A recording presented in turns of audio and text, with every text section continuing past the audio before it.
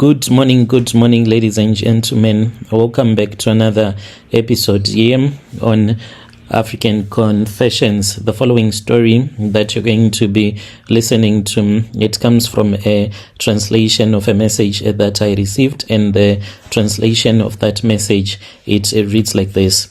Hello, Brother Nashi, how are you? Can you please post my story as hidden identity? I have come here because I have a story that I want to share with you. This happened when I used to work as a bartender, and I was also working as a waitress at this other restaurant. So I was having two jobs.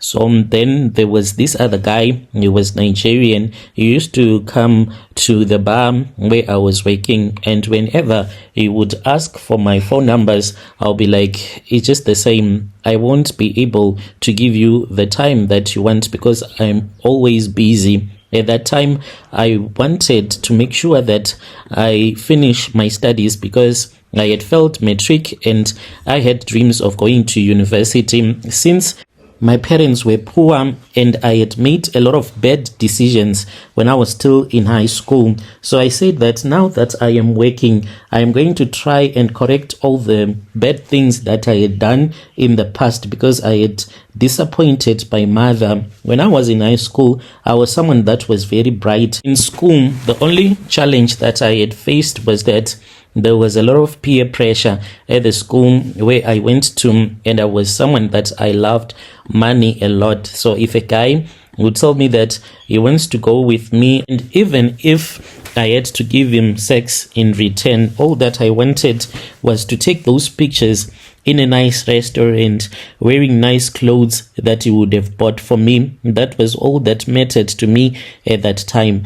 But after high school, I thought that I was now matured and I was supposed to send myself back to school so that I can go to college and even go to university because I had dreams of going to university. So when I met the Nigerian guy who kept on telling me that he wanted to go with me on a date, I told him that I was so focused on my life that I did not think that I'll ever be able to accommodate him in my life.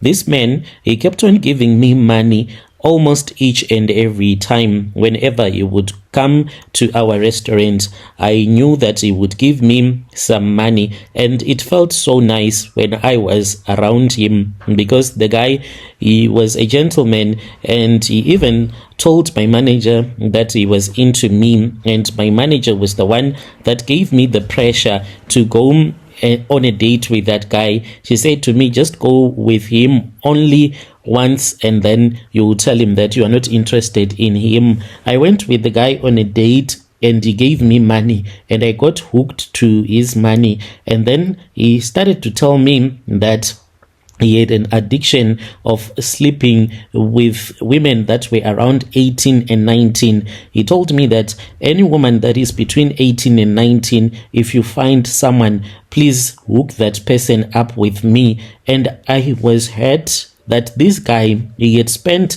almost half a year, he had been chasing after me. Now that he had slept with me, he was telling me that he wanted me to look for women for him. So what did I do, brother? Even though I knew that what I was doing was wrong, I then started to speak with some other girls in our community, the ones that I knew very well that they loved money. And I would go to them and I would say, you know, there is this other guy who is looking for a girlfriend, and if you agree to date him, he is going to buy you a phone, he's going to do something nice for you. Most of the girls, they agreed. Some of them, they would even be pregnant and she would remove the pregnancy. There was one such girl, she was only 19 at that time. She was new in our community. She had came to stay with her auntie. I saw her at a groove and I had heard that she was always after money. I went and I spoke with them with her pregnancy, and everyone knew that she was pregnant. I think that she was around 4 months pregnant, but yet she was drinking alcohol. I spoke with them about the Nigerian guy who had told me that he can't sleep with me because he does not have feelings whenever he sleeps with a woman that is above 19. He just wanted someone that was the correct age. So I spoke with the lady and she told me that she was willing to do that as long as the Nigerian man was going to give her money. And each and every time that I'll be able to hook him up with a girl that he will date, then he would give me money. And it was very easy for me at that time to pay for my own education, because the money that I was getting from the Nigerian guy, including the girls that would beg me so that I can hook them up with the Nigerian man, it was a lot of money. Most of these girls, they would even come and say that if he gives me like 1K, I will give you half of that money. That is, I was surviving through college. But what made me to stop accepting money from that Nigerian guy was what happened after I had spoken with this other girl. She was only 18. She was someone that was very bright and she had a great future. She was so beautiful. Most of the men, they loved him. But this woman, I did not even know that she had been keeping herself for the man that was going to marry her. And when I spoke with her one day, she told me that even though she was interested in dating the guy, because she knew this Nigerian man as my friend, and at that time he had recently bought a G-Wagon, and she said that she wanted a boyfriend that had money. She did not mind that the guy was Nigerian. So I hooked her up with that man. I did not know that I was selling this girl to the devil. I did not know that she was going to be used for money rituals. When she went to the Nigerian guy, after they had agreed that their love was going to end up in a marriage, then they slept with each other. But I suspect that he might have used some charms on that girl, because she had told me that she did not want to sleep with any man before they would have gotten married, but somehow they slept together. She came back and she told me all the things that had happened. She said that after the Nigerian guy had broken her virginity, that was when there was a cat. It was a black cat that came into the bed, and that cat started to lick her private parts. She said when this was happening, it was as if she was having a dream, and when she woke up, she saw that there was a cat that was with them in their bedroom. When she told me that story, I dismissed her and I said that maybe she had seen things that were not even real. But then this woman, she died, Brother Nashim. She fell pregnant, and what I heard from one of her cousin sister was that when she had fallen pregnant, 2 months after she had fallen pregnant, she gave birth. She said that she gave birth to a cat. And this happened when they were at a Sangoma's house after she had been taken by her mother to a Sangoma because of the way that she was so sick. And when they went to the Sangoma during the consultation, that was when she was given some herbs to drink, and then she gave birth, but she gave birth to a cat. When I was told this story, I was surprised. I never knew that the guy that I had been giving some of these vulnerable women was a ritualist. When I confronted that Nigerian guy, he cursed me and he said that you think that you are clever. All the money that I have used on you, you are going to give me back my money. I said, how so? He then said, you're going to see, I am going to demand my money from you when it comes time for you to earn something. So I did not even think much about it. I said that maybe it was because I did not want to be with him anymore. That was why he had cursed me. Fast forward, when I got my first job, I was still working as an intern, but the salary that I was making, it was a lot. It was good. Some of the people that I was working with, they even managed to buy things that were valuable with their salaries. But as for me, on each and every salary date,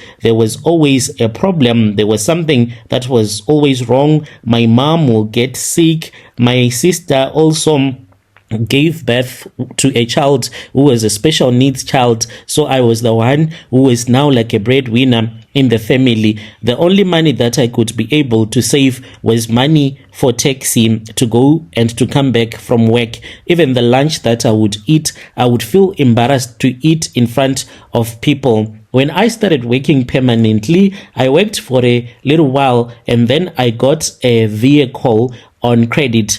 I should have never taken that car, because just like as that Nigerian had told me that I was going to work for his money and he was going to claim it back when it will be time for me to start earning, I went and I got the vehicle. I was supposed to put a tracking device insurance on the vehicle, but I did not do such a thing. So what I did, Brother Nashim, was that I took the vehicle and I told myself that later on I was going to put insurance as well as the tracking device, but then the car got stolen. To this very day, it was never recovered.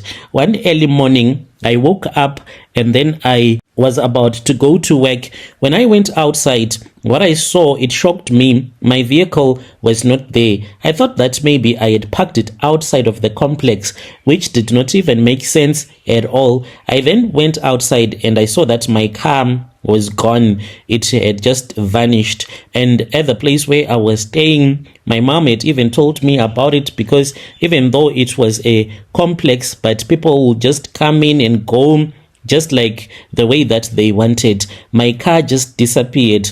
To this very day, I failed to recover that car, for it did not have any tracking device and it did not have any insurance, and I was still paying for that car because the bank still wanted the money. So even though I was paying for a vehicle, but at the same time I did not have a car. And that Nigerian man, he said to me, "You are going to work for me until I would have recovered all the money that I used on you." So I don't know how long am I going to work for this Nigerian man, because I can even have a dream. I can see a man, whenever he comes to me, he will be an old man that visits me at night and says to me, "You still owe me, you still owe me." And this usually happens when my salary dates are fast approaching. Like now that we are getting into December, I also had a dream.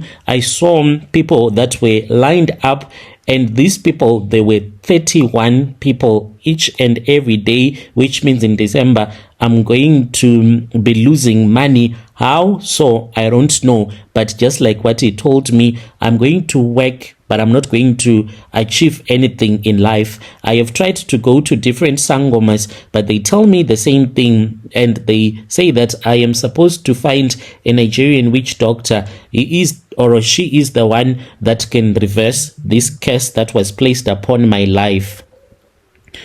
Dear listeners, right, there was a message that was sent to me by one of our dear sister. Let us try to speak with our dear sister in the comment section. Strange things they do happen in this world. Then there is another message that I received, and the translation of that message, it reads like this.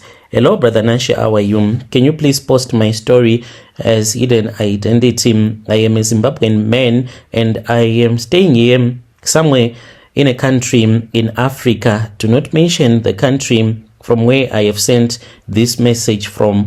But what has brought me on your channel is that I just want to tell you what I do. I am a ritualist and I always donate cars to people, and anyone that I donate a car to, that person will die of an accident. And it happened after I had done some money making rituals. I was told that in order for me to be able to continue making money, I have to use the blood of the people that I would have donated a gift to. I was told that I was supposed to return back home and to give people some cars, and I chose the pastor at the church where I was attending. This pastor, I bought a Jeep Cherokee for the pastor. He passed away, and I also bought a Toyota Fortuner.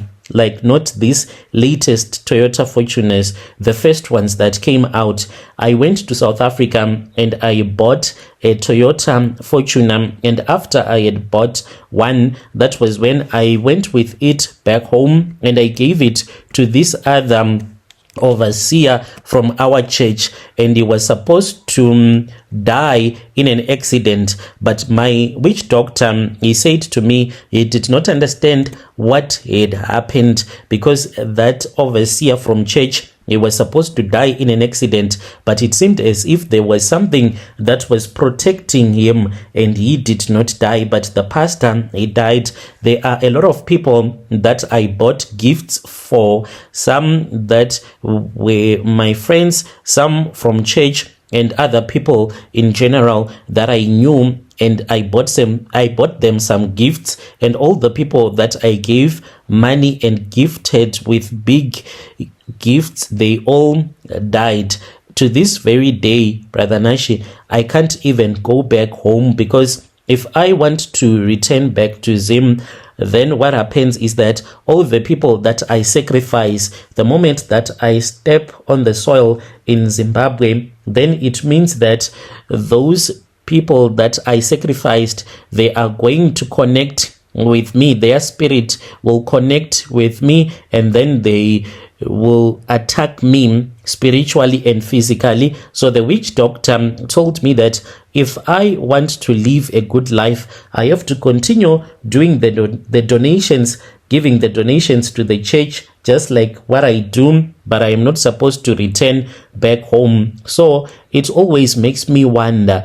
I have heard of stories of people being gifted of big cars, houses. I just wonder where those people get their money, because as for me, I know that it is not an easy thing to just give someone a car, a house, lots and loads of money. Maybe other people, they are billionaires, but as for me, to tell you the truth, I do not give anyone a gift like a car without any intentions of sacrificing that person. All the people that I have given gifts, except for the overseer from church who was rescued by, who knows, I don't know, from the accident that he was supposed to have, and he did not die. He is the only one that survived amongst the people that I wanted to sacrifice. My gifts, they do not come for free. Once I give you a gift, a donation, it means that I have already bought your soul, and I can use your blood in whatever way that I see fit.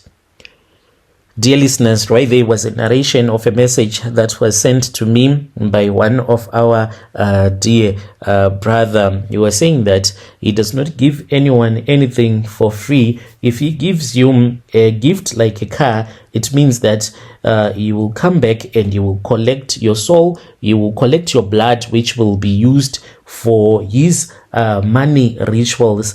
Currently, he was saying that he is not in Zim. He is in another country where he has been staying, just like what he was told by his traditional healer. Let us talk about this in the comment section. Have you ever received a gift, and after you would have received that gift, then you start to experience a lot of problems in your life? If so, you can also reach out to us via our Facebook page. It's at Brother Nashim. Then you can give us your confession. Let us meet again in the following episode.